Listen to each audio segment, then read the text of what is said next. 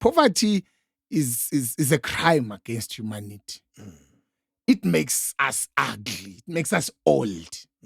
You know, you look at Winnie Mandela, I was 80 or 90, but I was still beautiful.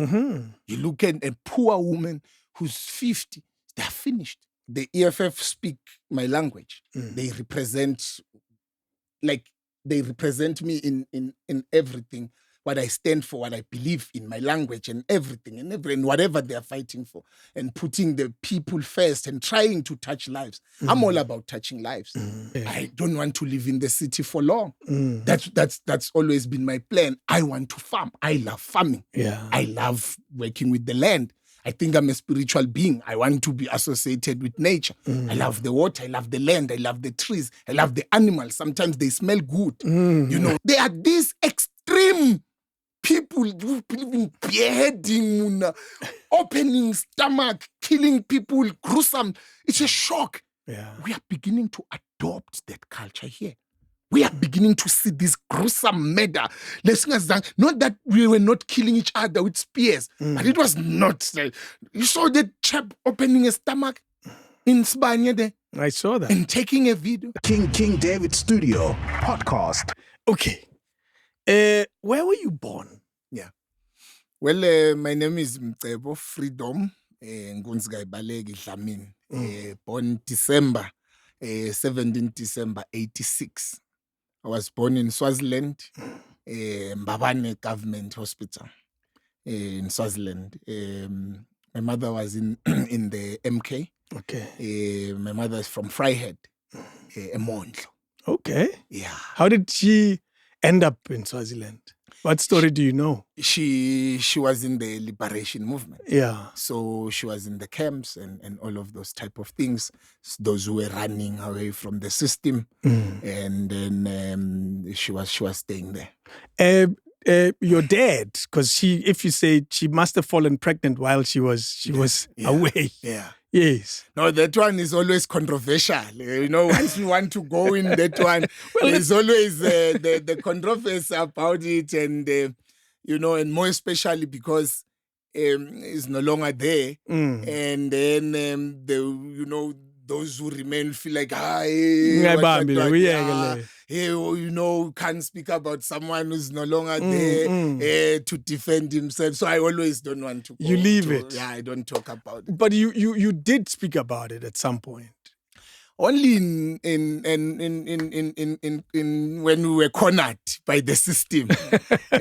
But you know, because now we are trying to move on. Yeah. And also because we are now the parents. We can't be still, looking at this and that. We have our own children now. True. And we must become the best that we can be, and moving forward. Yeah. And did you live in Swaziland after you were born? You lived there. Yeah. Went to school, and there primary. I did it there. I was staying at Lobamba. Okay. There's an area in Swaziland when you pass Zuluini, you go to Lobamba. Is the stronghold of the cultural, it's the traditional hub. It's like Ulundi in KZN. Yeah. So Lobamba is the traditional hub of Swaziland. So I grew up in Lobamba within the royal family circles. Okay. Because we are royalty, something like that. And Umama's, did she establish herself in Swaziland? Because if you say she went there as a freedom fighter, clearly she must have established herself there. Well, remember again now that there's always that the immigration that people, even if they were born now in KZN themselves, but you'll find that their grandfather or their father is from there. There are families. Gotcha. That's why they could run that side now and then still find a space, there's home. But uncles, the family is still there in Vryheid, in KZN. Do you identify yourself very strongly as a Swati naturally, but from Swaziland? Well, I'm a Swazi man. Yes. Because it's the association and the upbringing, the cultural aspect of it. There's no other culture that I've been ingrained, because the Zulu culture, I'm encountering it now that I'm old, Okay. you know, and also through relations and blood as well. But True. I'm strongly Swati. and Ngabutsega, Kabasmohlwana. I grew up Yes. there, grew up with the king's children. I'm Swati. I speak Swati. I don't even want to say I identify as Swati. I don't identify. I'm Swati. You're Swati. By culture. Yeah. And by birth. By blood. I'm Zulu. Oh. By blood. You're Zulu. Yeah, by birth. I'm Swati. And by association and everything. Yeah. And I guess because that's the life you grew up. How long were you in Swaziland for? I was born there. Went to school there. Then, because we had remember now the families. There's family this side, and so there's always the traveling, the interchange, and then sometimes you come this side, but is not fitting properly. Yes. You know, so there's always been that, like, there's always been that in my life, like what you see now. It's been me growing up. Because I remember at some point, even when my uncle was saying, Mshan, because I was getting chased from schools, you know, Oh, no. or misbehave, you know. Yes. Like, so there was always that thing that I was loud, naughty and stuff. Growing up. Like, but I wouldn't say I was naughty. I was just inquisitive. I was just stubborn. And I just stood for what I believed in. Once I convince myself on something, you can't take it out. And you're still the same. I'm still the same. I take time to convince myself. Once I convince myself, and I say, this is this in Pumala, I in Pumala. And mine will be to convince you that is Pumala. As Puma not song. that you convince me just Pum. So Puma, you're Puma. Yeah. With or without you, but I'll be trying to Puma with you. And do you have brothers and sisters? From my mom's side. Yeah. From my mom's side, we are now left, we are two. Okay. Because of others have been passing away. Yeah. Yes. Yeah. But did they live long enough for you to have clear and pleasant memories? Of course. No. We were a family. Yeah. A big family, happy family, because now we are living with the nieces, the nephews. Okay. We're still at home. It's a family. Yeah. And at what point, having been born in Swaziland, did you now officially move to be in South Africa? In 2000. And what was that? School or? But school, because you were you were changing, up and down. Like, but when you came full force. Yeah. It was 2000. What was the reason for that move? You're moving to stay with your mom. That's it. Yeah, must go. Both group. Yeah, because now in the system, we're now even an outcast in the system already. Because I was not pure. We have this element of politics in the cultural. Within the family as well. Yeah. You have the element, the blood that is political in a traditional setup. Sure. Akahamba kunina. Yeah. Akahambe. Ayikwazi. Akahambe kunina. Engazi yabona ukati mase kunakati ekhaya akhalisa komntwana ayisesahanye. Akahambe vele unengati emakhomanisa. Then you come to South Africa. They keep saying we are Swazi. In Swaziland, they say we are South African. There, they're Swati. There, they say, Lumulo is South African. You see, so that's the danger of having half-half. What has that done to your mindset, though? To be in some form, the outcast, the boy that gets sent away. Well, you as you grow, you begin to understand yourself. Okay. That it was not even it was not even that you are being hated or are being chased away. You are a first. You are just unique. You are different. Yeah. So they don't understand difference, their conformity, and all those type of things. It's the same thing even here. When you are here, they tell you that you belong that side. That side, they tell you belong this side. But then I used to be angry when people say, hey, when I'm Swati, No, I don't care. Actually, I tell you myself, so that it doesn't affect me in any way. Yeah. Sometimes you will say this thing, go back to Swaziland, whether it's on Facebook. I used to respond in anger. Now I just keep quiet. I don't care. It doesn't affect me in any way because I know who I am and I know my history and stuff like that. But it's just because we're not going to go out there and say, hey, you do know who I am. We just, just live. Yeah. And, you speak so strongly against Julius's foreign policies, and particularly of opening up the borders. Yeah. But you have family in a foreign country. Yeah. Why is it that you speak so strongly about them in relation to the fact that a huge part of you is territory is important? Yeah. As people, as humans, we are territorial beings. Even animals are territorial. When a lion conquers, it declares territory by peeing to tell these other lions that there's someone there. So it was not by design, by mistake that we have our own spaces. I have my own house. You have your own. You move further than that. You have your own fields. That one is we respect each other's space. We remain neighbors and live in harmony with your own things. We assist each other. It's the same thing with children. If you have your own children and they are children, your neighbor's children who has maybe passed away or who's lost his job, and you can see the children are starving. You don't bring the children in your house. You assist them there. You give them whatever you can give.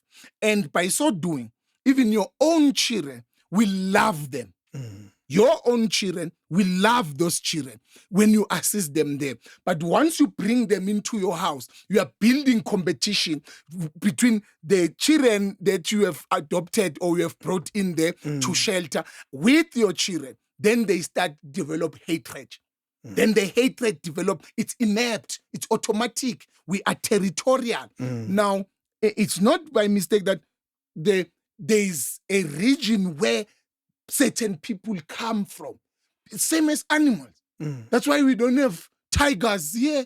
We don't have tigers here. Roaming around Johannesburg. Or even in Africa. Yes. Tigers are there in India.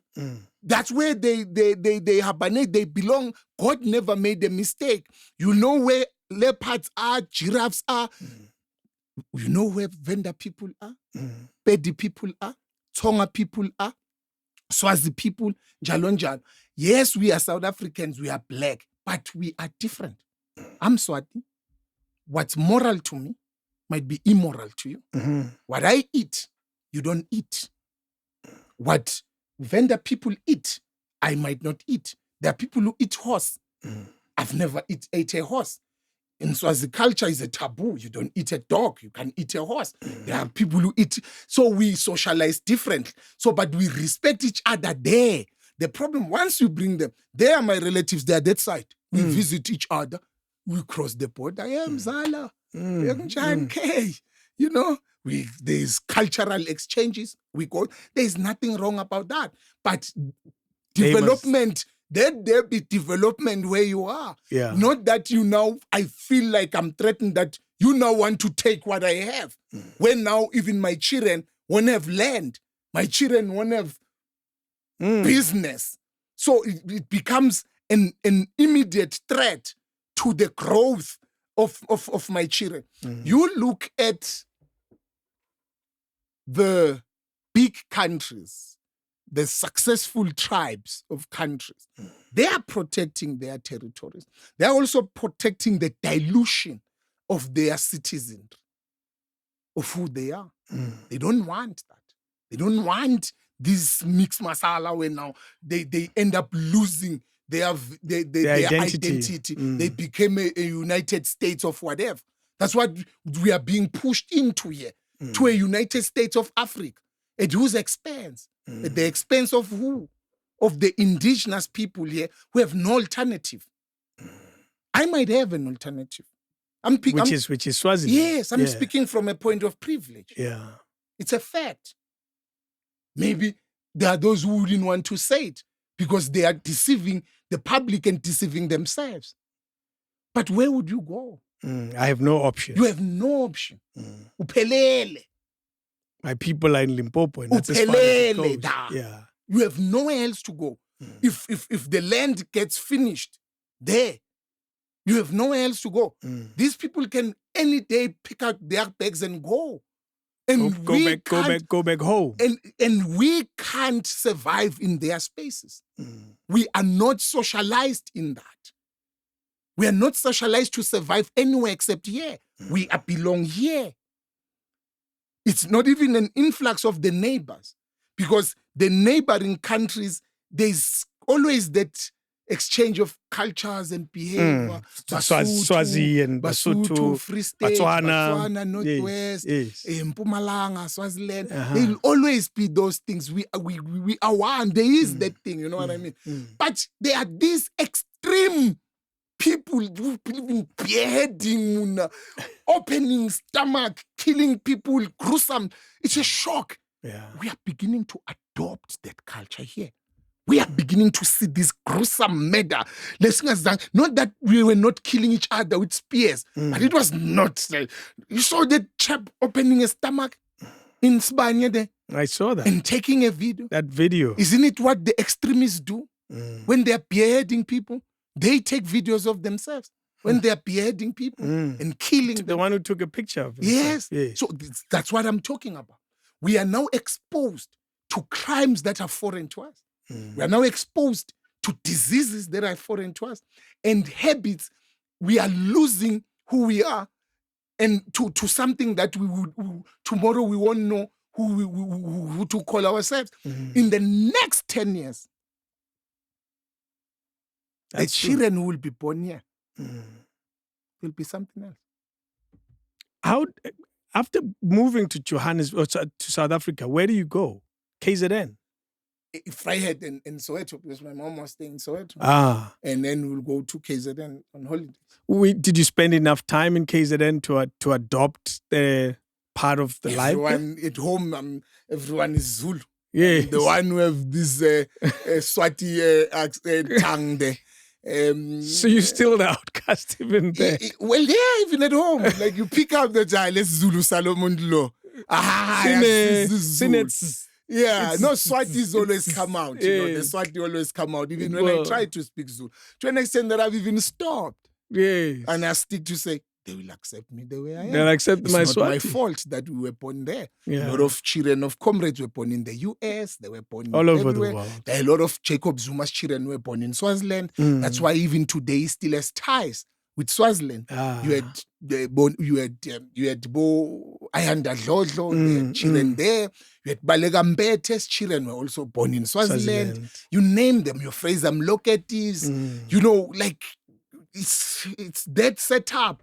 But luckily for them, their children are not in politics like some of us. They're not making the noise to get the backlash, and then, you know, maybe they're surviving somewhere.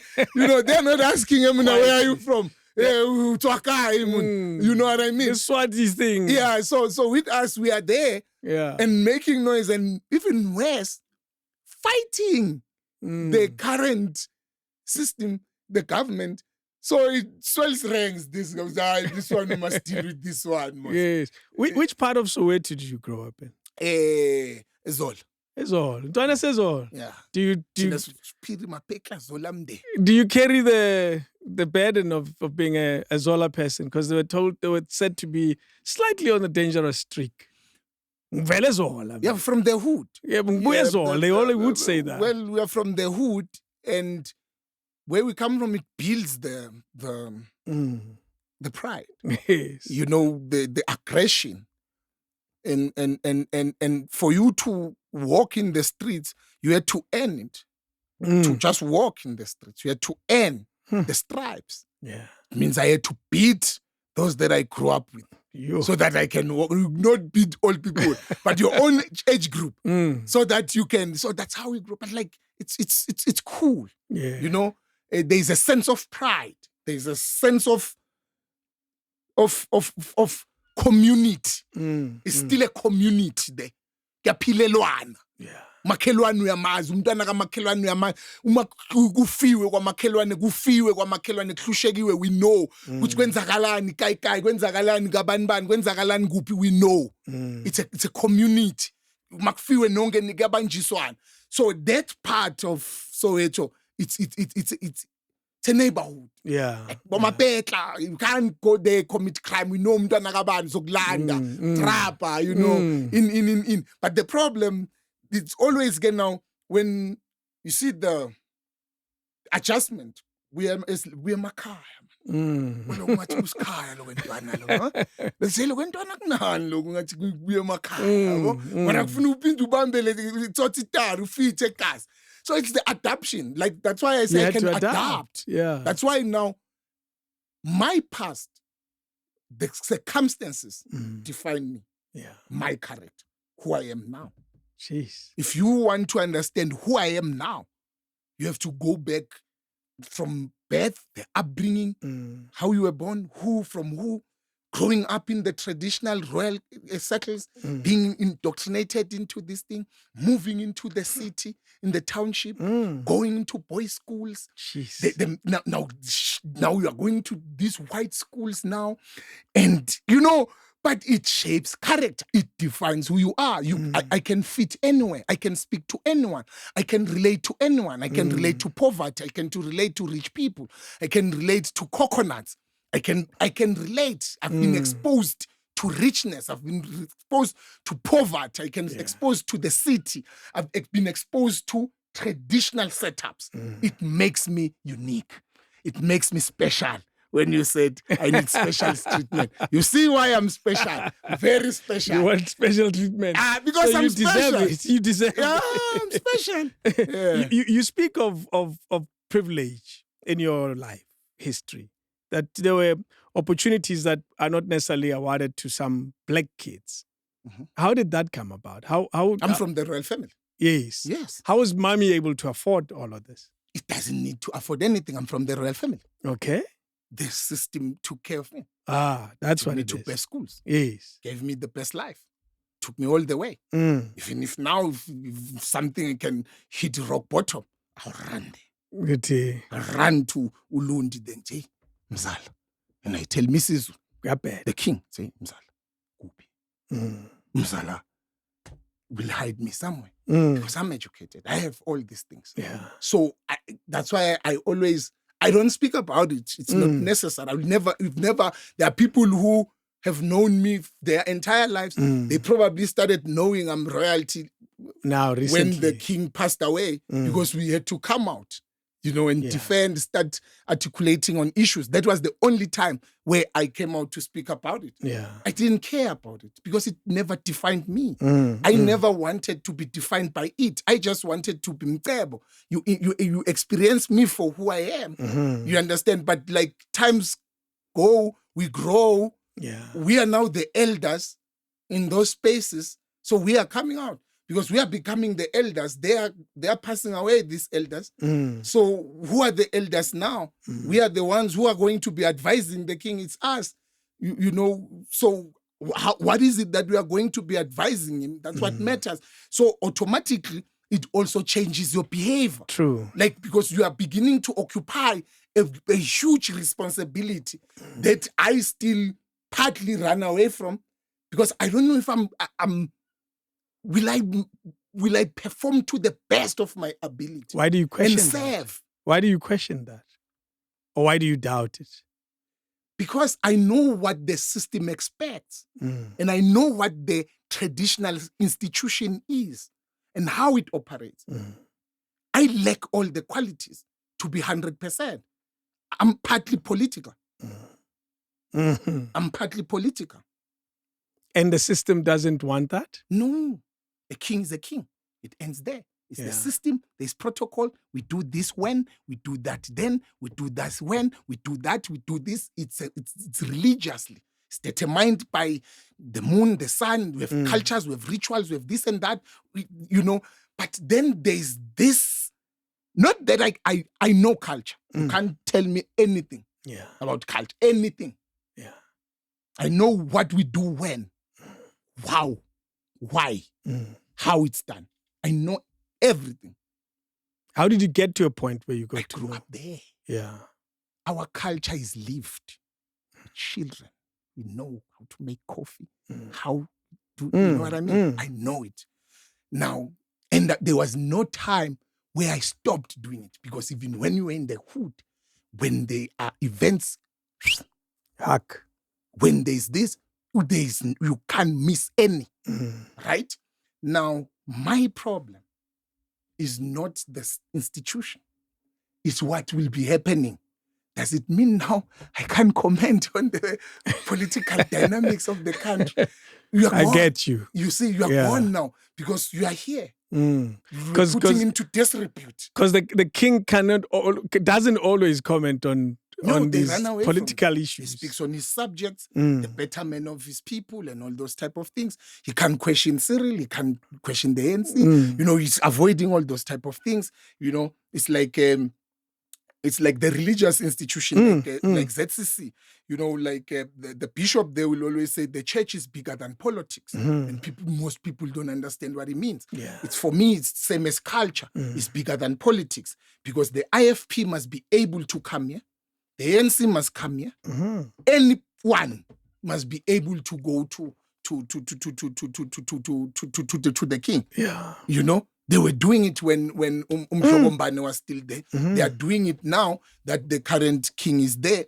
So we come from this modern, but as we grow, you have to adjust. We have to accept. Yeah. Because life is the one is taking us wherever it's taking us. Life itself. Yeah. We are no longer in control of what is happening now. I don't know. Like, I might find myself there in advising the king, or you find yourself full time, or full time. Yeah, because you know what, when they say, hey, yes, you have to come and serve. You can't say, the city. Someone was saying, what would you do if Swaziland will come and say, we need you to be a prime minister? What would you do? I don't know. You will jump that bridge when you get there. I don't know, because I've never thought about it. Yeah. Like, my mind has always been here, because this is where I am, this is where I live, this is where my children are, this is where I call home. My family is lying buried there in KZN. So it's home. So where's mommy buried? In Vryheid. Home. Yeah. Everyone. My brothers, sisters. Yes. Are you likely to be buried there as well? If I were, depending on when I die. Of course. If I die later, when I fully established family, and because I want to buy a farm. Okay. I love farming. I want to go into farming.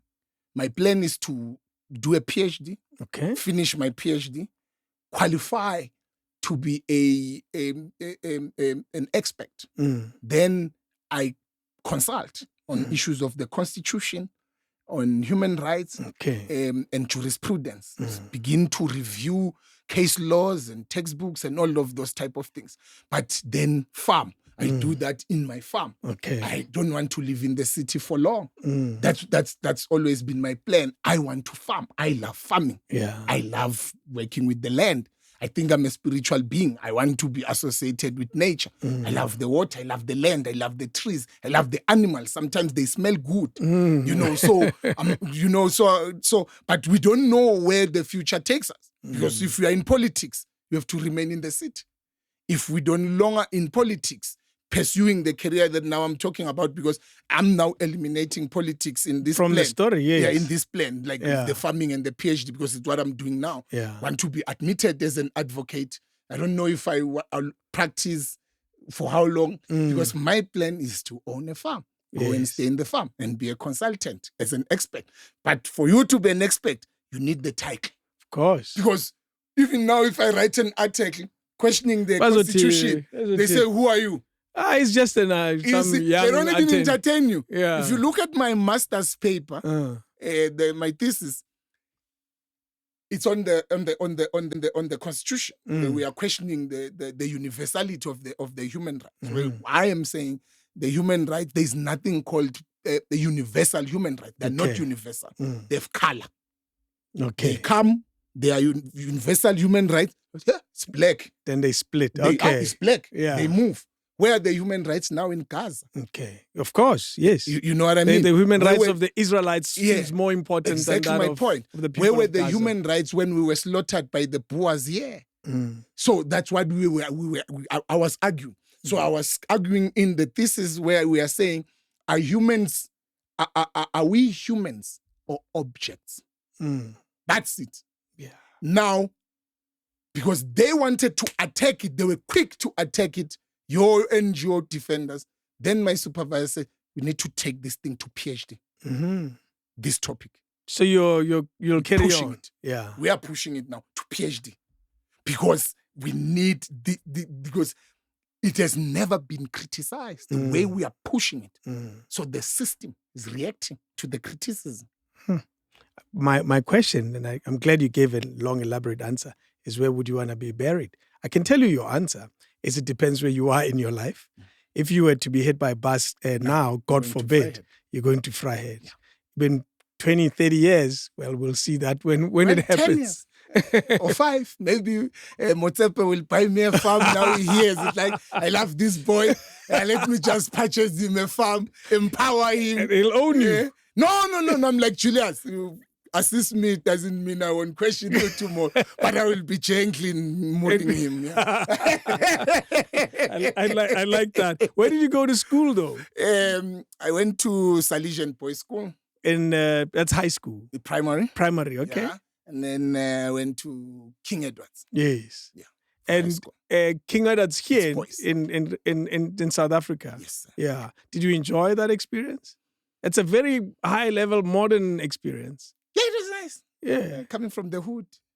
Wearing a blazer. Yeah, and in a white space. An outcast. Yeah, there's again. Yeah. Your English is like, what's up, my nigga? What's up, you know what I mean? Now teenagers come with, hey, what do you mean? So always there's things, but it was, and I always had a pushback, by the way. I can see that. In high school. Yes, it was always there. It was always there. Where does it come from? They kept on, it was the culture. Okay. This says I'm Swazi. Oh, okay. Gotcha. And this says that I'm a fully fledged Ibuto. Wow. Because it's our culture, bonga. Like in South Africa, it's associated with Shembe, the church. Yes, Some people, when they see me, they kept saying, yeah, Shembe. To me, it just comes automatically, this thing. You know? Sometimes it goes to the back. Yeah, so now I'm from childhood, man. How was it received at school? You were about to tell that. They would say, go and cut. Up until there was one teacher, Mr. Gama. He went to the staff room and he asked them, say, hey, you see, this boy, we've been doing one and the same thing, sending him home, to cut his hair, parents, cutting and all those type of things. But have we tried to understand where is this thing coming from? Why? Because it keeps coming back.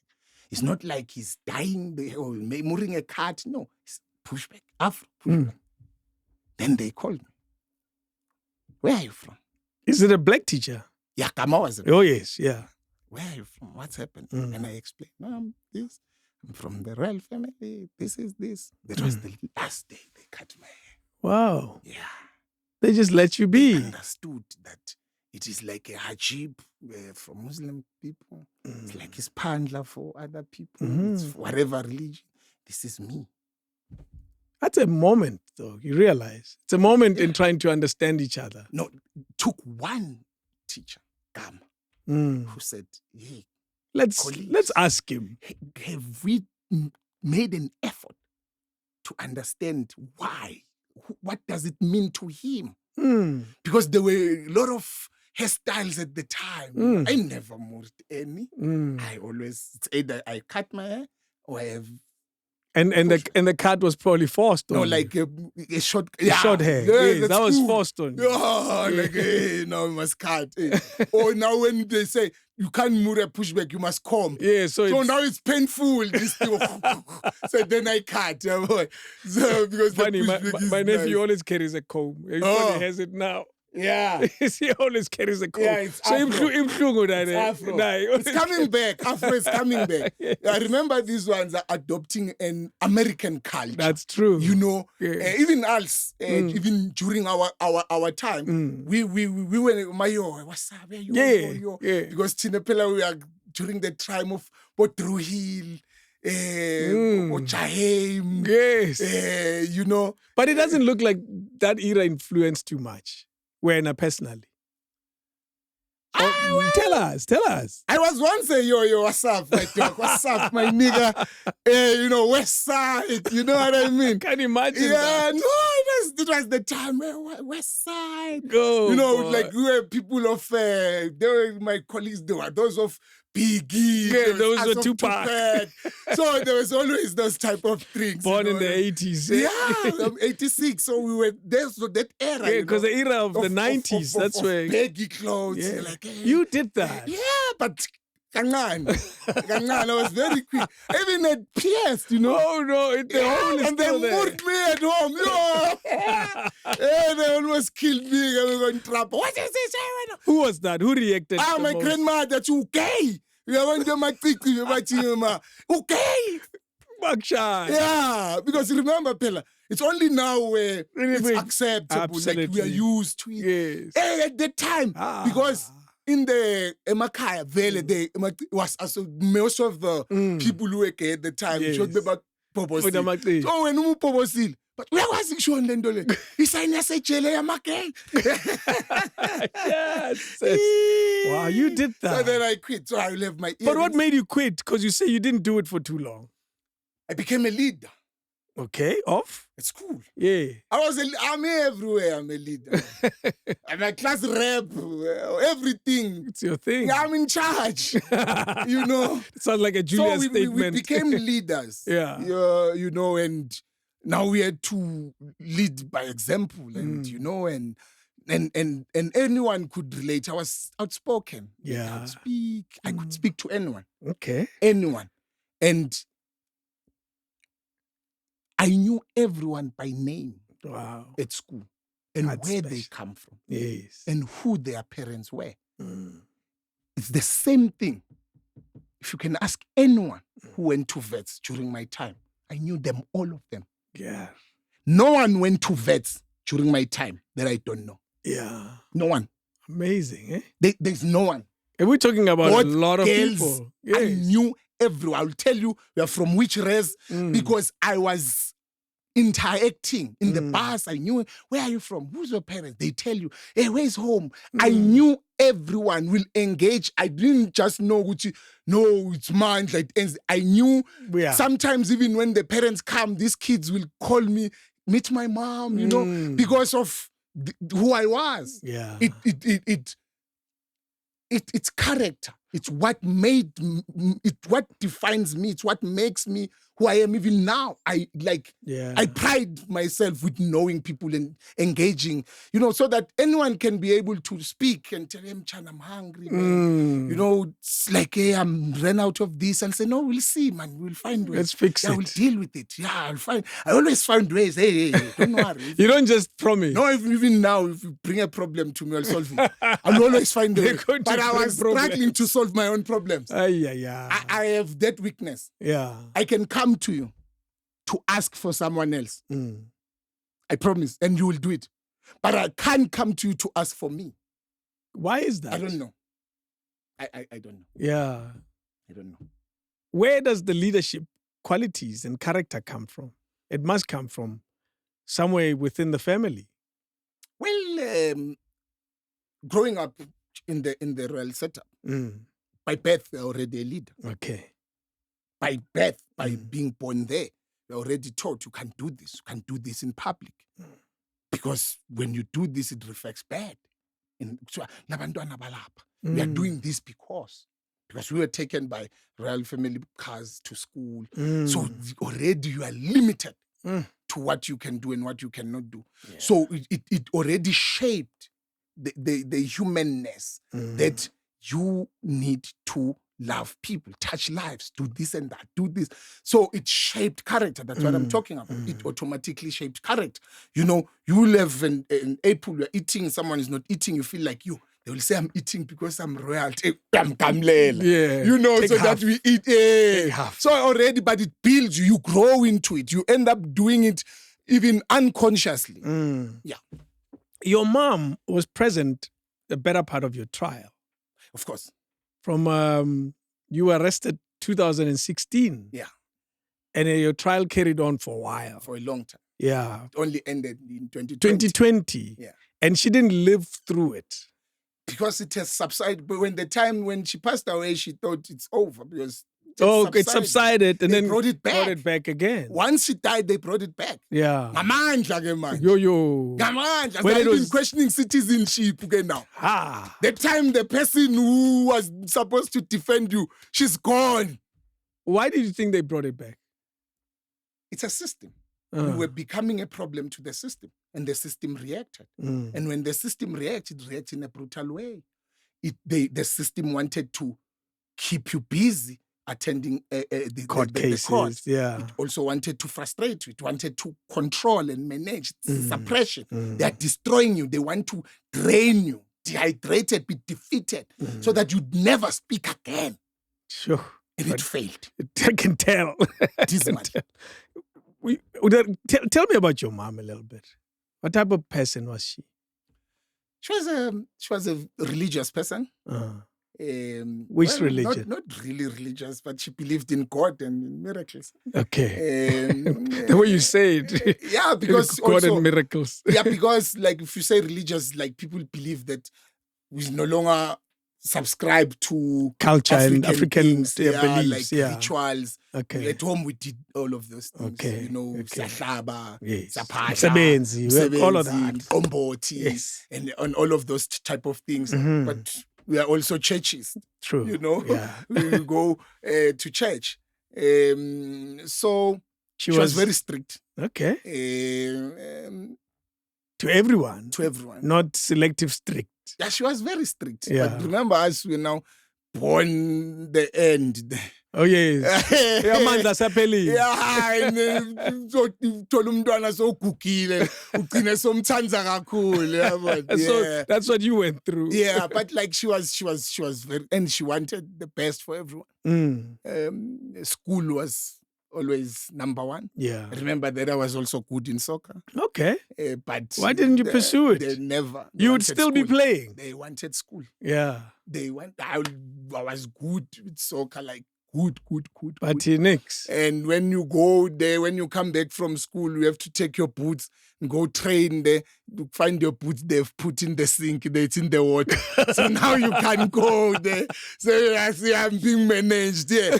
Then I will take my boots, go to school, then not come home after, just go to training, find they've closed the gate and the house is locked. Oh no. Now I have to enter through the toilet window. And I can't there used to be those windows. Yeah, the small one. Then you end. So yeah. So that's how they did manage you. They did like successfully. Yeah, they pushed education. Yeah. We weren't educated. Well, is it a family of very educated people? Yeah, even from the extended families, educated. You have doctors, you have engineers, you have everything at home. Jeez. There was no way you would fail. As in, there was pressure. There is also competition from the parents. Of course. Your cousins are doing better. They're doing well. Yeah, you can't. There was no room. There were people, they were my UCT, my vets, my taxi. People were studying, people were serious. Now you want to come clown here. People who were doing civil engineering, majoring in water and transport. Like those I had. Yeah. You had people to look up to. Who are well educated. Which is a good thing. Then there was our generation that can't drop the ball. Is there anyone that dropped it without mentioning names? No. Because you were influenced by Tupac and Biggie. So No, there was no way. Yeah. They will chase you from home. Mm. There was just no way. Jeez. Like you knew there was just no way. That's a good culture, though. You knew there was just no way. Mm. You had to leave. You were not going to stay in that house. Ungafundanga. There was no way. You were not going to get support, financial support. My mom's money went to people who love school. Mm. You will be rewarded for passing. Jeez. She was rewarding merit. Mm. You knew you will get new sneakers, pasile. Oh, Yes, there was, like, she was, you understand? Like, he inculcated this. It's what we are now doing to my nieces. Yeah. All of them, they've graduated at vets. The other one now is doing a master's in civil engineering. My other niece was doing biomedical engineering. What? Is now doing a master's, I don't know in what. I have my nephews in the US. I have my other nephews studying You have a daughter in Japan? Yeah, I have my daughter in Japan. I have my niece who's in Germany. So in the family, there's no way. I always look at my children now. Like, you don't know. Bruh. You don't know what's coming. I tell them. Yeah. Daughter, you need to be better than me in everything. You have no choice. You see these shoes that I'm wearing, I showed them. They're too big. Eh? When you grow up, maybe I'll be dead. They will be asking, Mcebo's son. Automatically, you're under pressure. Once they ask you that question, hey, your father was this. Hey, your father was... Then you come to clown and drop my bloodline. Influence. Now you want to drop blood. Now that's my line now. My children are now my line. How did you survive the accent yasesikolweni? Yeah. Hey man. I never survived it. I can't say survived it. We had to decolonize ourselves. Okay. When we entered the space of university and we became political. But high school level, that's where this influence. Yeah, when we went to university, we had to colonize ourselves. Okay. We had to cleanse yourself from the high school. And learn that thing, leave it there. Yo. Because you can't come here and say, I'm from a boys' school. So Zena, who are you going to tell? Yes, I'm from boys' school. Here you have people who are from Lenyenye, Tabachwe, what.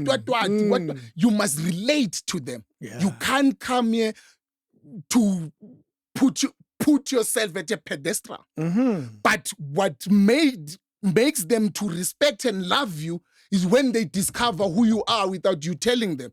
When you had lowered yourself to them and say, we are equal, like, we conscientize. I had a friend called Pasha, Manush. I don't know where he's from there in Limpopo. Okay. I know his house. I went, but I don't know the name. Of the area. Yes, let's just say Geha Pasha. Let's just say Geha Pasha. Maybe there is when you pass there,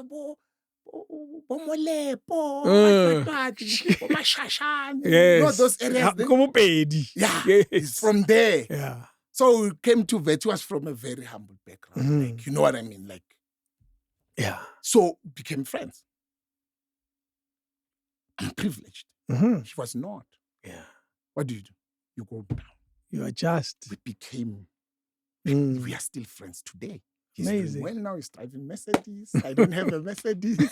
You know what I mean? But I'm just saying, like, it's through association. You humble yourself. Like the friends that I had, none of them were privileged.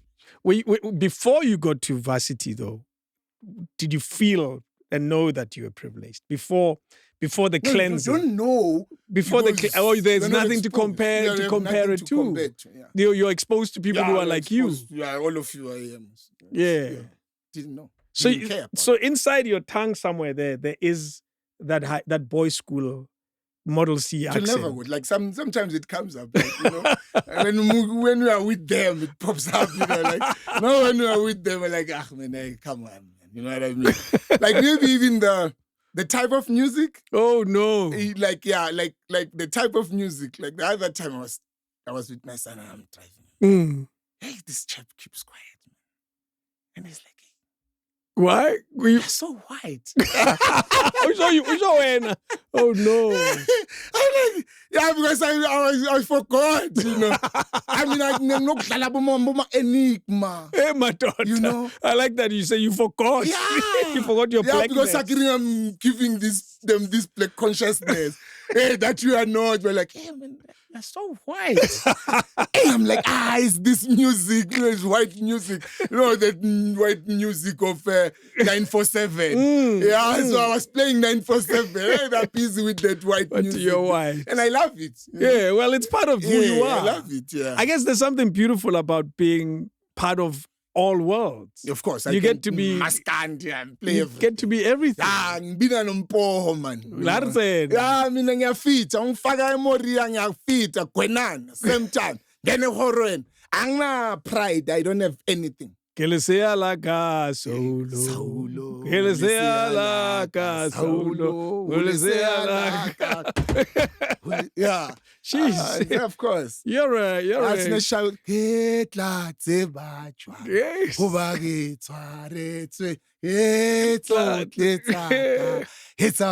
Nyenyane ona lepalo eboye mambe kakale. Wow, man. Yeah. Do you know my memory of those songs is growing up in Mamelodi. I'm Mamelodi. Yeah. The street. It's church then. No, besides the church, they used to have I don't know which day of the week, they used to have march.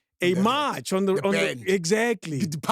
And not particularly because the guys were the ZCC, they were with their shoes, exactly. And they would pass by my house. Once in a while, they would stop in our street.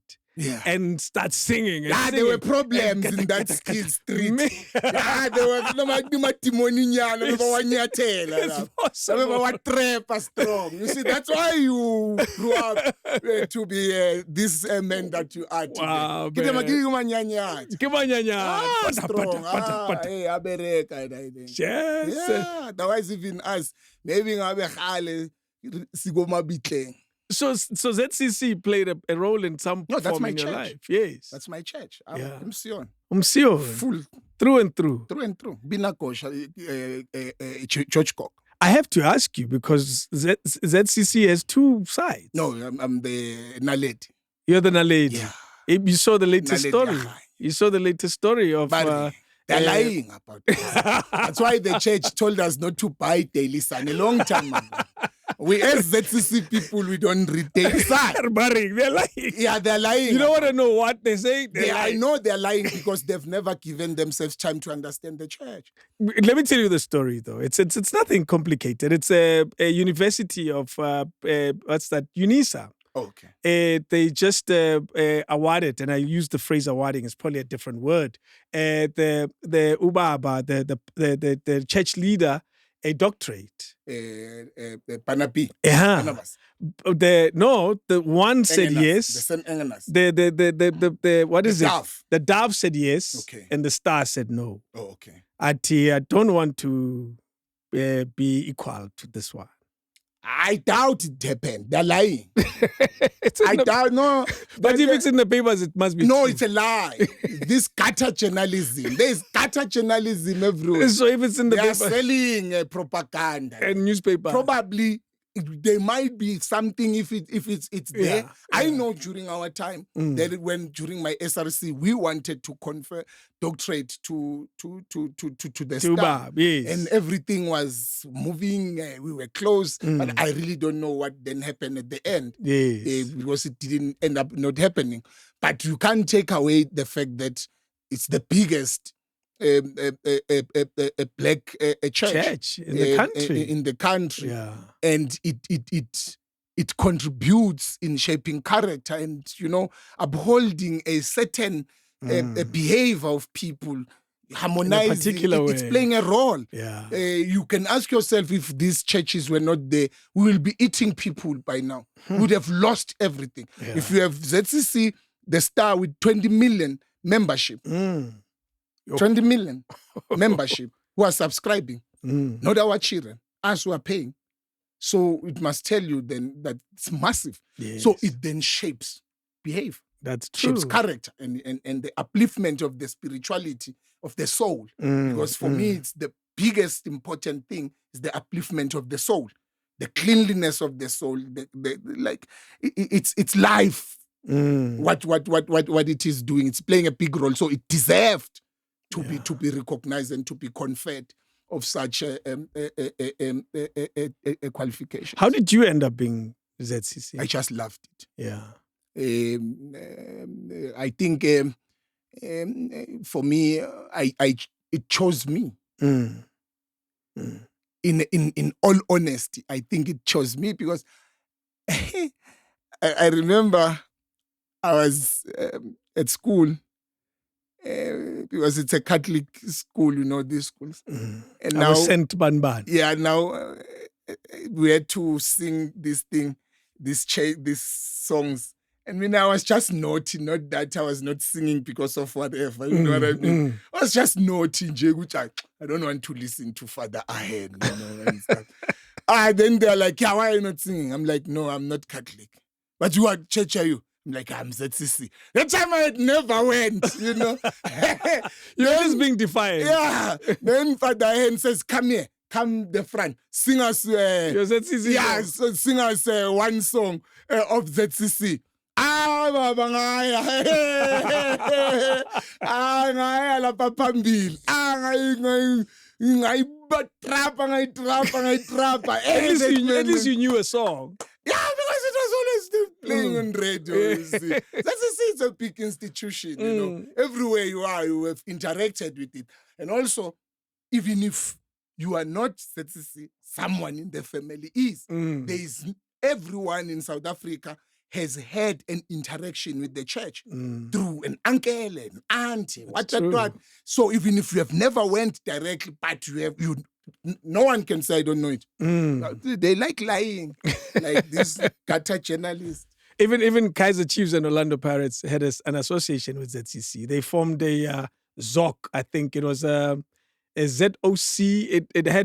It was a funeral carver of sorts. So yeah, all of us at some point. They are members. That's true. It's the membership. That's it. The team itself might not be ZCC, but us who make it, we are. Yes. But I know that the church respects leaders in their own spaces. I wouldn't be surprised if, because I have been invited, yes, and everyone, because it respects kings, leaders, anyone. It puts them at the pedestal. That's how it is. It always humbles itself. Yeah, like the church, that church on its own defines character. Because if you go there, there's no VIP. There's no special treatment. There's one pit toilet for everyone. Whether you are a CEO, whether you're an advocate, whether we are one, we eat magwinya, drink milk, eat cabbage, spinach, and sleep. Everyone. Drink milk, queue to go and get mhamul. So there's something that it is instilling. Yeah. Not this thing of these churches of there's a VIP who's putting too much money, must sit there. They are closer to God because they pay more. The thing is not there. It won't work there. Yeah. You sit on the floor like everyone else. Incredible, eh? So there's the humanity, Ubuntu, like to humble yourself. It teaches you, it upholds the humbleness. Angeke uye ngepride yakho la uzopaka iAMG yakho le hambe ngeenyawo lapha akunafone eshutayo awunosiphaphela uvala amahlombe yini siyagida kubhunya uthuli yathimula mawuthimula. What led you to law? While cousins were studying engineering and I've always been told that you will be a lawyer. Okay. Because I was talkative. I was inquisitive, and I was questioning. I was always defending people in primary. I remember there was a time when some chap had done something, and then they wanted to chastise, punish him. Then I was crying too much, shaking. I took the punishment for what? So they were always saying, "No, you are going to be a lawyer. You're going to be a lawyer." So in as much as it took long to get to the LLB, because you had to do your BA, do some BSc first. But I ended up, so it means you were destined for it at the end. Now here we are. And you still want to continue further in the space of law, which is great. Yeah. We even though if we can't practice, we are contributing already. We are writing articles. We are developing the law in the academic space. Yeah. We are already questioning the constitution. That's part of developing the jurisprudence. And sometimes I lecture, like I said, like you get invited to lecture first years. Jurisprudence and all those type of things. Yeah. So it means we are already contributing in the legal space. Now we are teaching. We are now touching lives. Because sometimes we might cry when this door is closing and God is not where He wanted you. What if Vele doesn't want us there where it will be me making money in practice? Says, I want you to touch lives. I want you to teach. I want you to awaken people. Use your voice to teach. Go there. Let me close this thing, this criminal record. Do the PhD. Go and teach. Yeah. Fix another part of society. New thinking of people, how they view life. You see how I relate to culture, how I relate to religion, and how I relate to the law. So imagine bringing those together. When they intersect, this thing, they produce a different new type of person. Yeah. Incredible. And you do, and in my research of you did say you have different degrees that on paper seem unrelated. Yeah. Help us take us through that. First degree? It's a BSc. BSc. Yeah, physics and statistics. Demand. And then what was the plan there in your mind?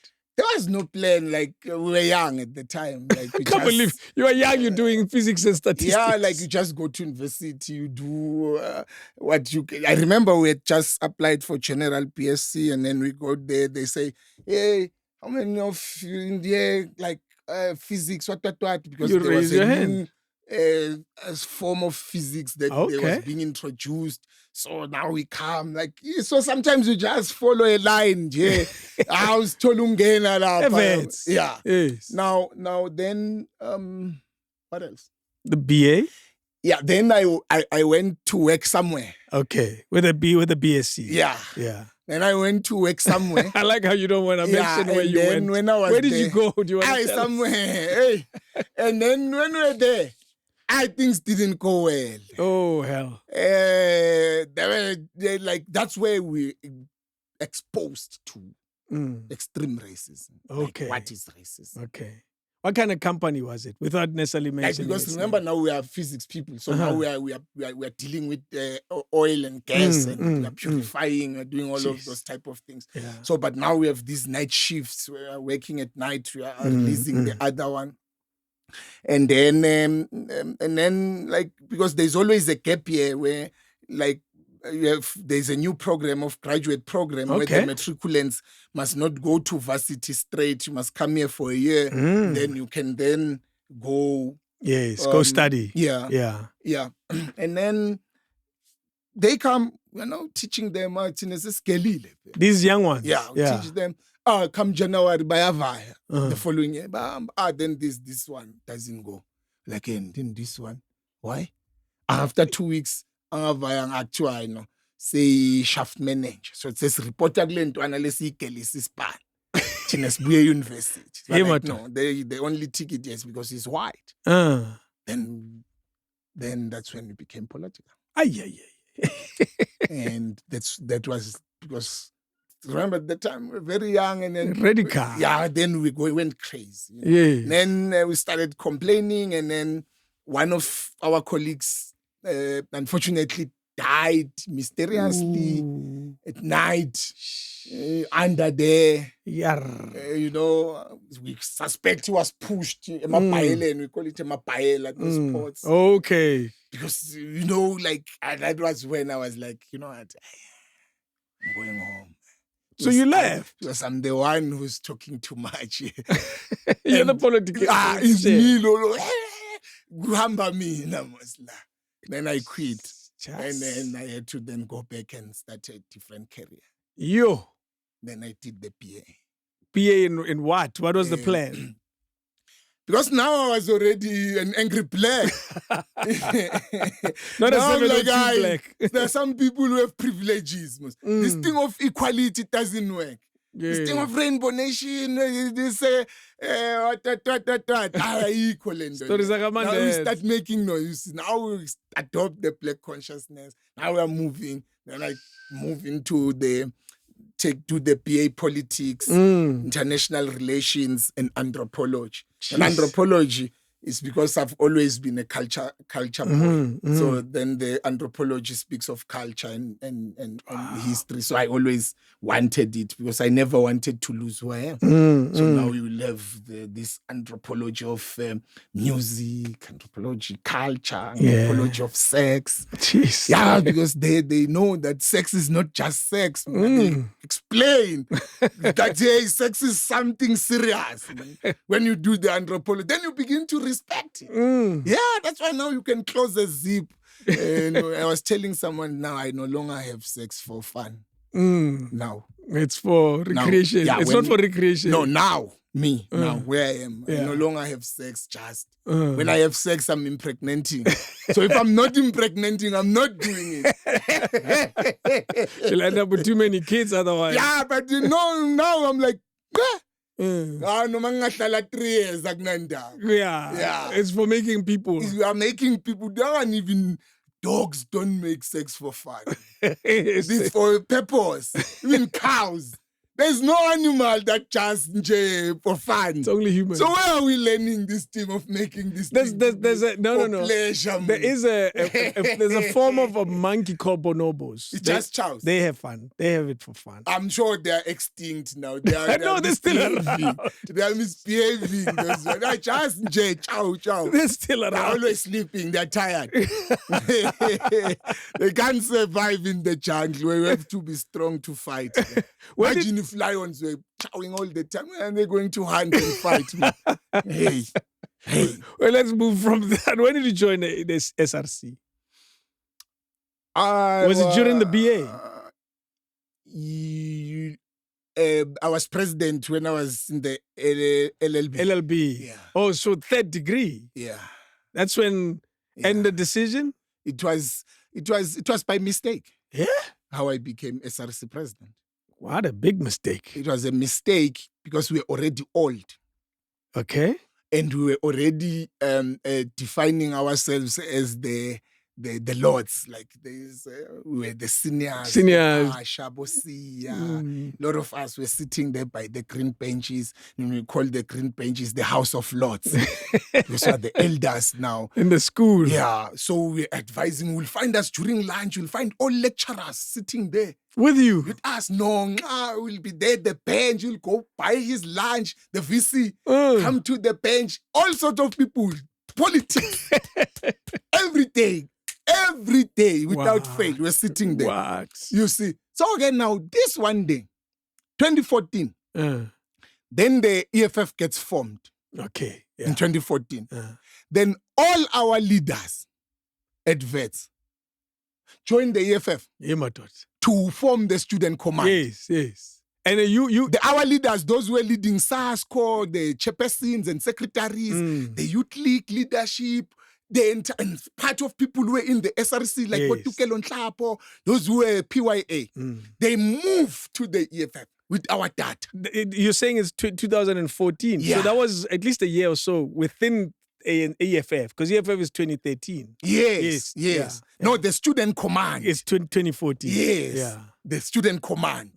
It started at VETS, by the way, by Bob Vuyan.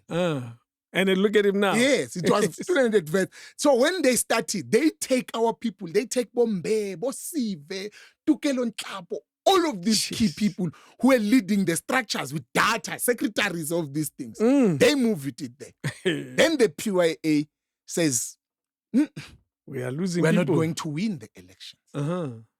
And stuff like that.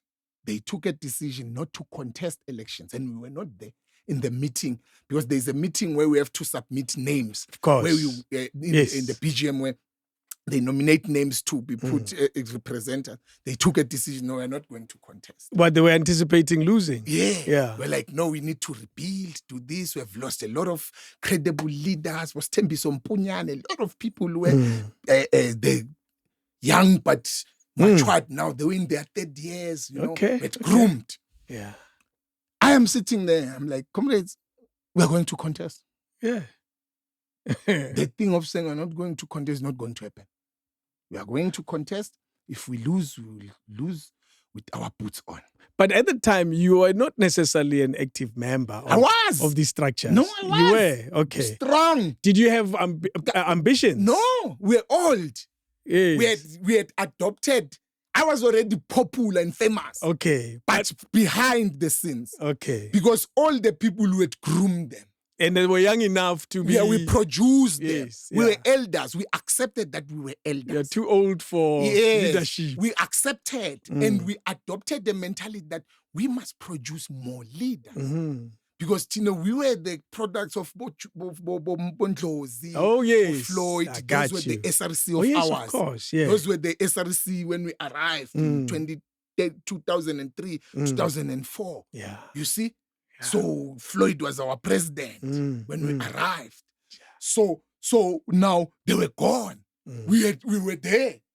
Automatically, even age-wise, we're already sitting at your 25. Yes, towards your late 20s. Yes. Yeah. So we accepted that we enjoyed, we had this policy of calling ourselves like we are producing leaders. We are the elders. Yeah, we are elders. We enjoyed it. Like we derive pleasure from it. Like we are producing leaders. This will produce Mandela. Yeah, we're sitting. Yeah,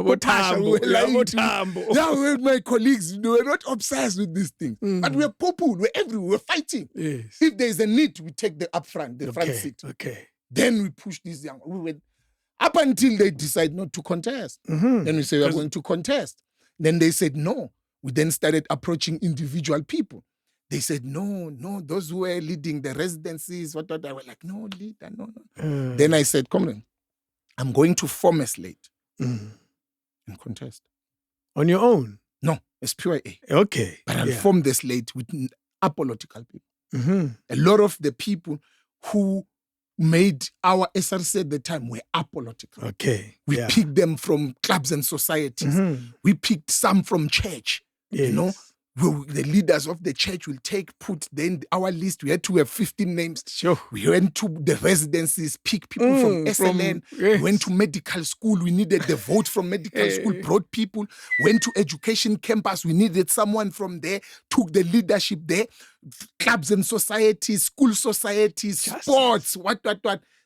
Went to the MSA. We went there. Brought Bobo Shaira from there. Brought Bofasia from MSA.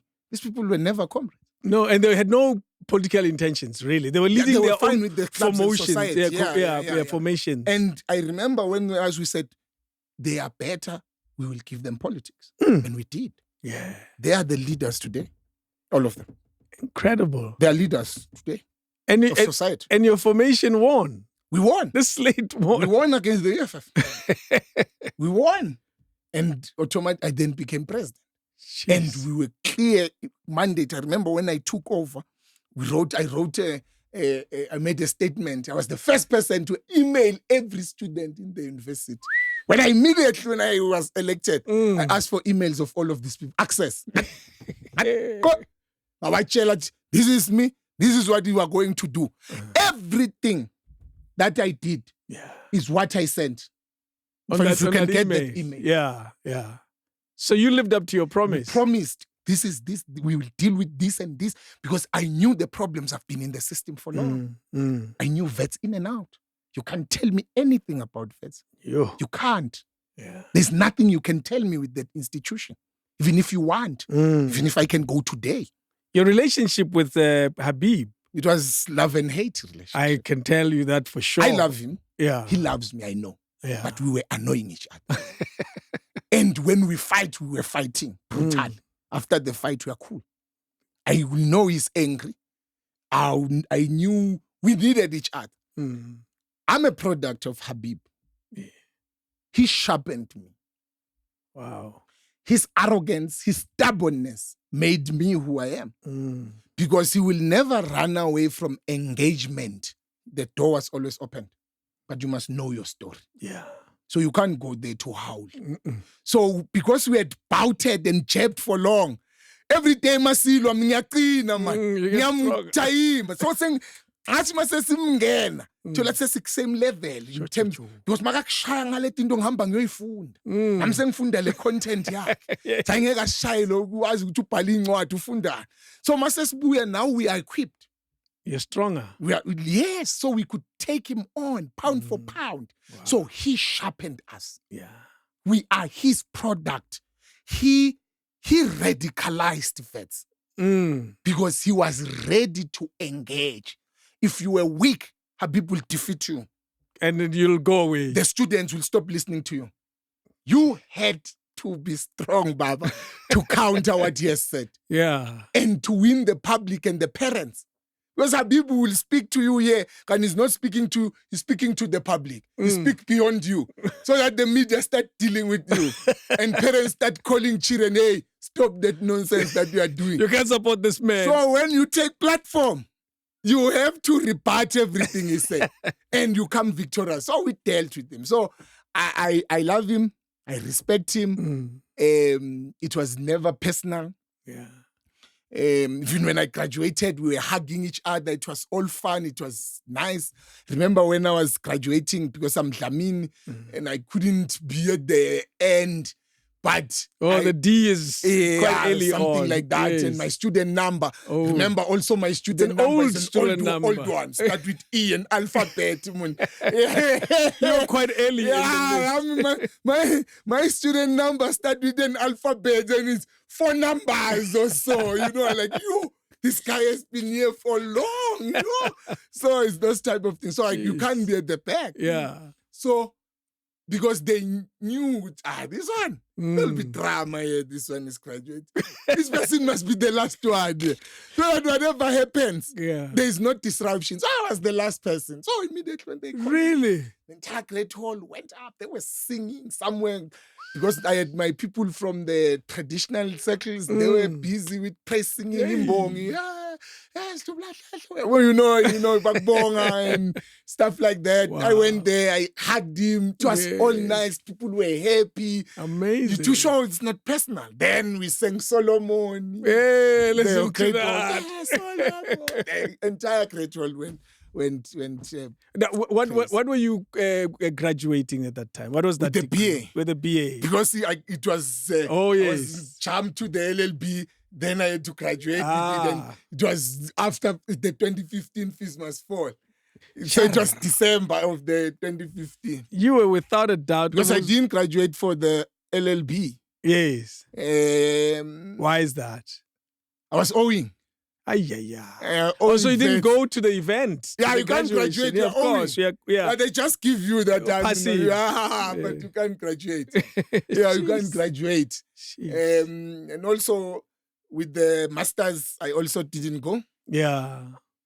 Why didn't You're such a vetsy, like all through and through, eh? Yeah, but now we have pride, man. Like, I've been graduating. What's new? You know? What's new? I don't have to go. And also now they were graduating with this thing of a tent. Oh, yeah. COVID. Yes, I was like, I go on. Me, I walk the great hall, man. Why would I be going there, thing of the tent there? Of some were graduating at home with a Zoom call. Hi. I was like, go on. Now I'll graduate when I'm wearing all red. Or with the LLD. The one that's in a sponge. In a sponge. They will like, Dr. Advocate Mcebo Comrade Dlamini. You gotta love that. Yeah, no, it's gonna happen. Yeah. It has to. It has to, yeah. You know, you're so young, but you have such a rich life. You've lived so many lives already. I feel like I once lived before. Yeah, like sometimes I feel like this thing that is happening once happened before. Yeah, but like exposure, I think it's what shapes character. Like it's what we have been Yes. saying. Like it really what shapes characters. Mm. Maybe like people always says, you are destined for greatness, blah Mm. blah blah. But because of poverty and the frustration now, you can't listen to this thing. You're like, Mama, me, I'm hungry now. My children must go to school now. I need this and that. But like there are those who always encourage you to say, no.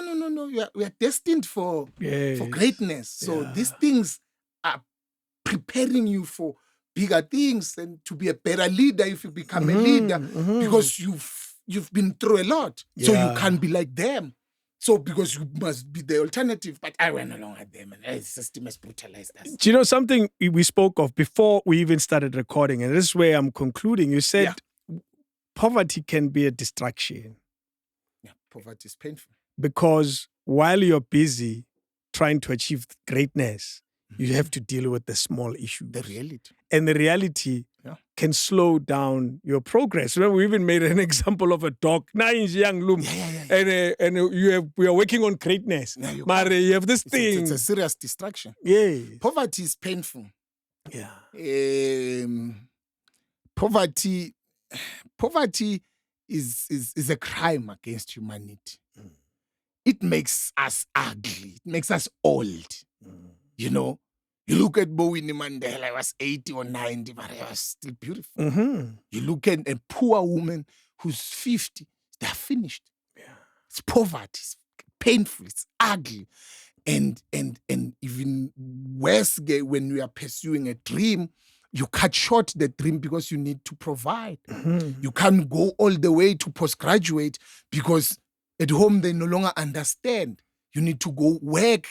Your parents, I know people who are using their NSFAS to send home. My own friends within my circles. Yeah. Like I was never on NSFAS because yes. You could afford. Yeah. You were fighting for something that you didn't even benefit from. I was not. If I should have said, "Oh my gosh, it doesn't affect me."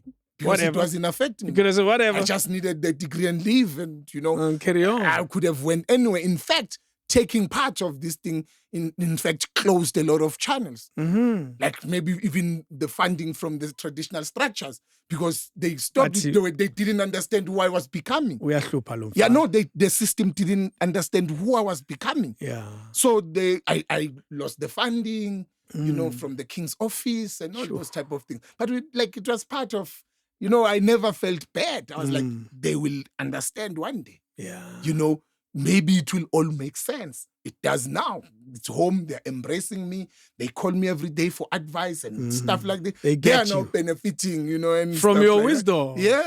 Let's not lose focus. Poverty. Yeah. So now I had these friends who still take the NSFAS, send home, then they suffer here. Now I had this money.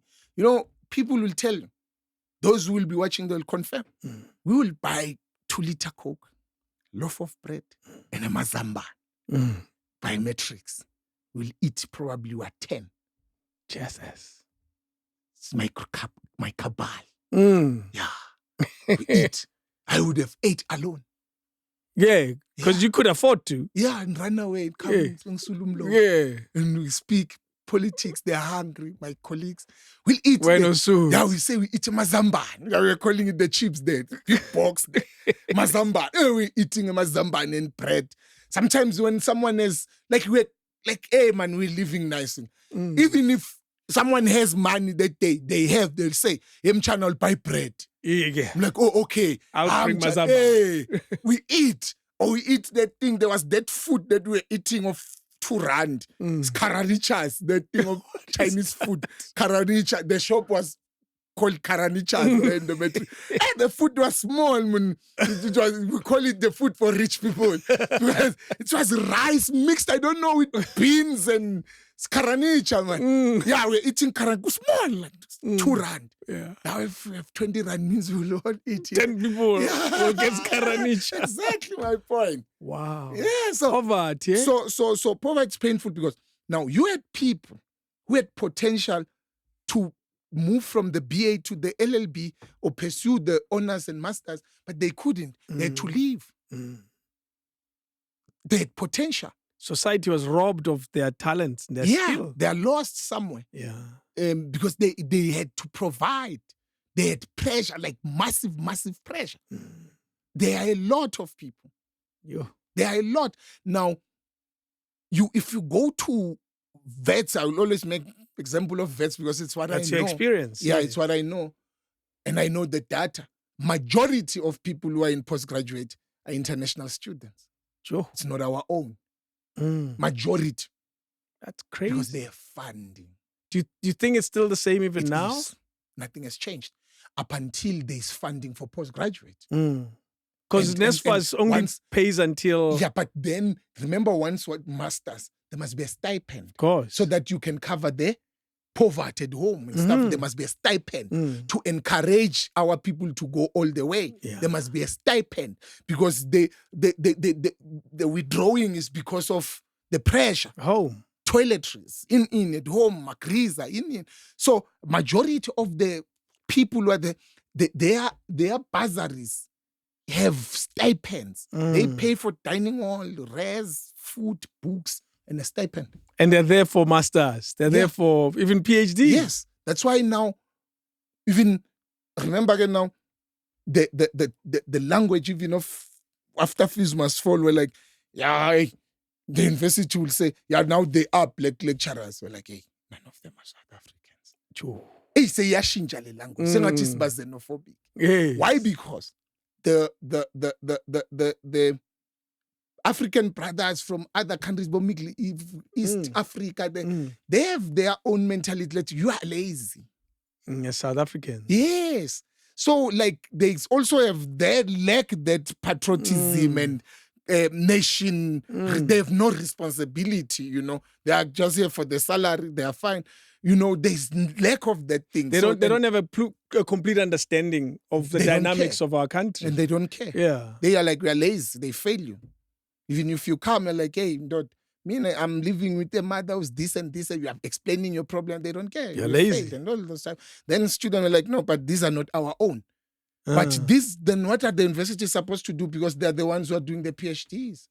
Sure. If you go to vets now and ask them, how many people are doing PhD, LLD, PhD in law?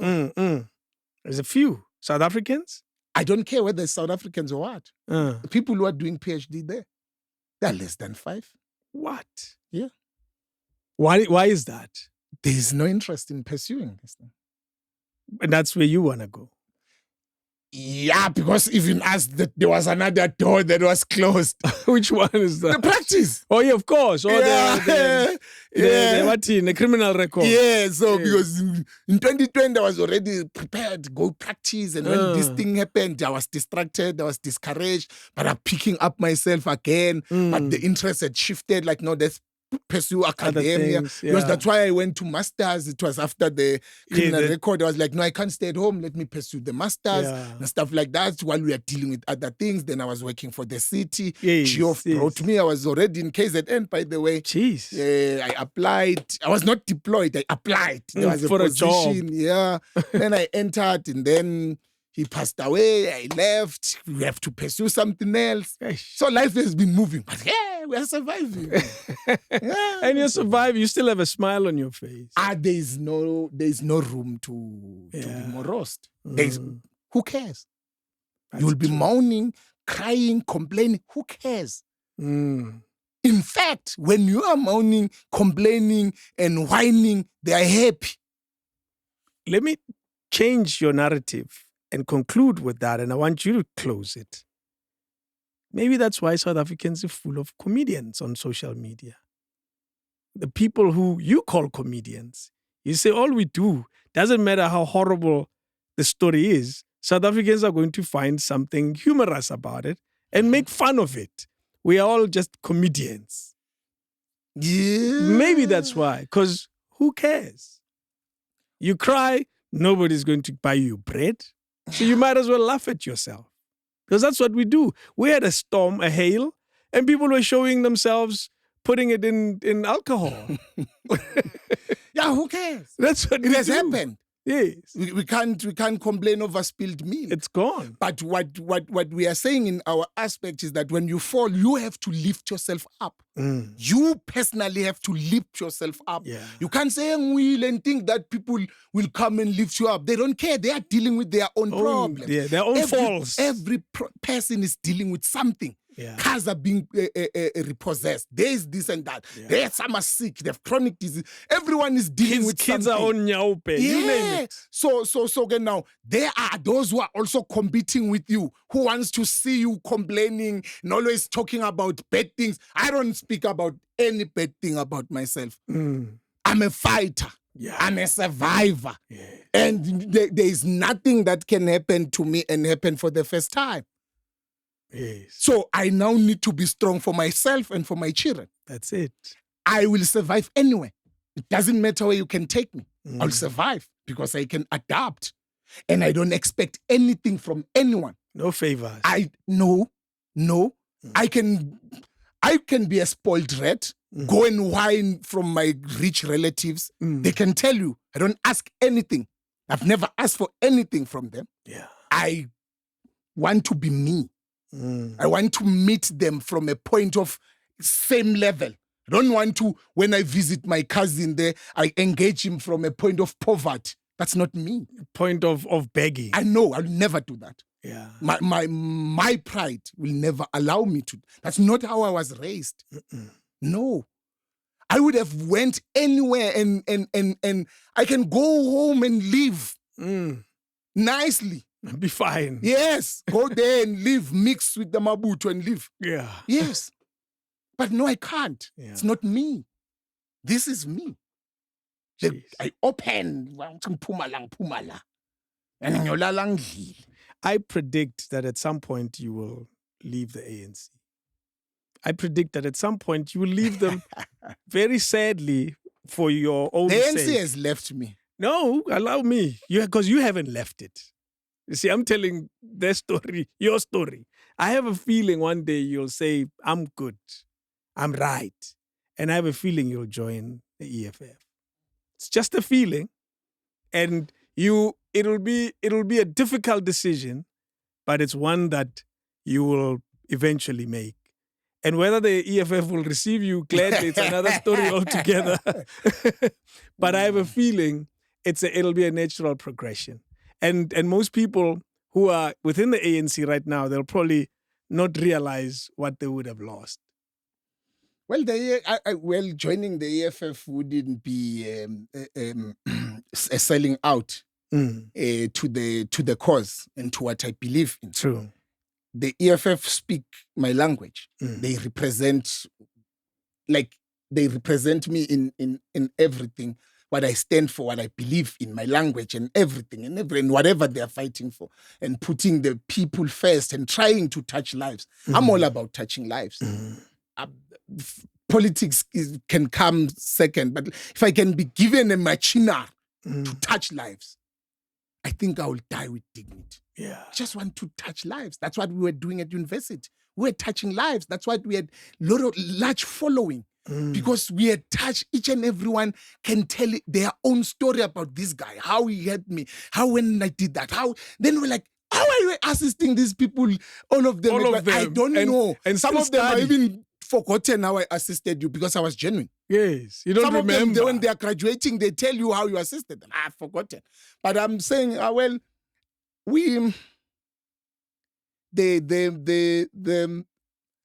process of emotional detachment. It's not easy. No, it's began. I'm disconnecting from the ANC. I feel it. I can feel it. Because I'm at a stage where I feel like I don't care anymore. I used to be angry. When they do things, I'll insult them, I'll attack them. I've stopped. But it was anger and attack out of love. Yes. I've stopped. I've stopped commenting on them. You say nothing. No.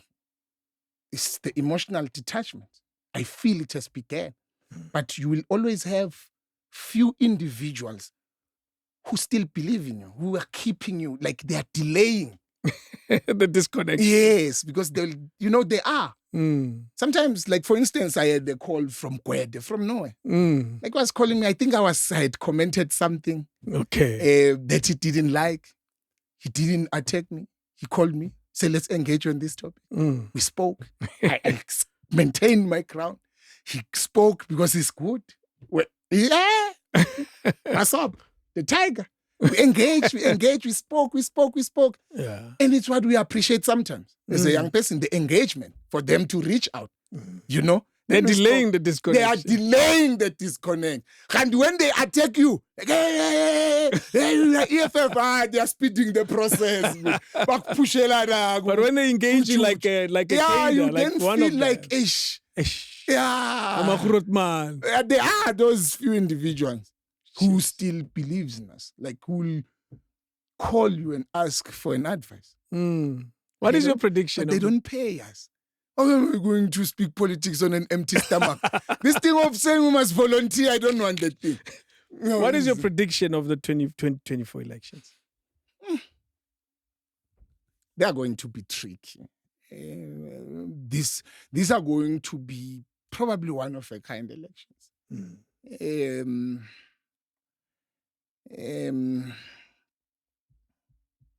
ANC will win with the 50+1 small margin. Okay. The EFF will be the official opposition. Not necessarily the DA. No, the EFF will be above the DA. So you see a growth on the side of... Young people love the EFF. Yeah. Young people relate to the EFF. Young people are the majority now. The EFF needs to intensify. The EFF needs to focus on these young people. The EFF needs to focus on the universities, the colleges. They're already doing that. Focus, pay more attention there. Forget about centine, mid-range. Forget about the middle class. Yeah. Those people are good for nothing. Forget about the middle class, the working elite. Forget. Focus your attention in the colleges.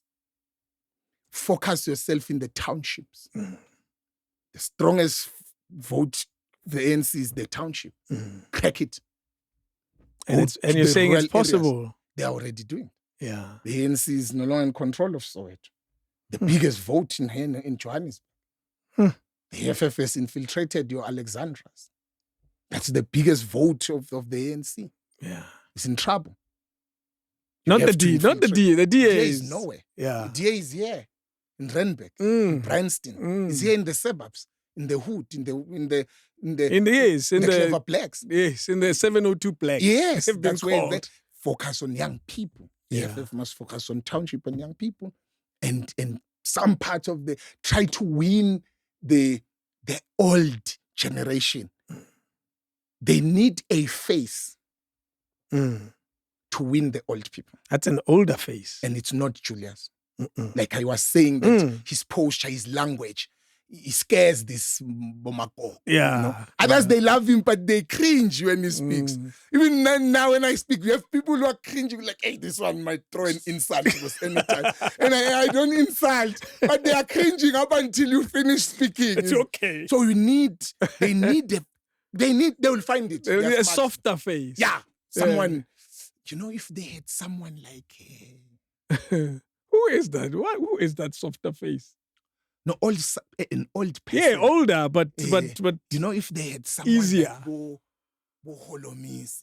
Well, unfortunately, the language of the akhulume nabo uyakwazi ukuncengeza lukahazi yabona and they babona if they can relate to ikhehla labo so they need something like that.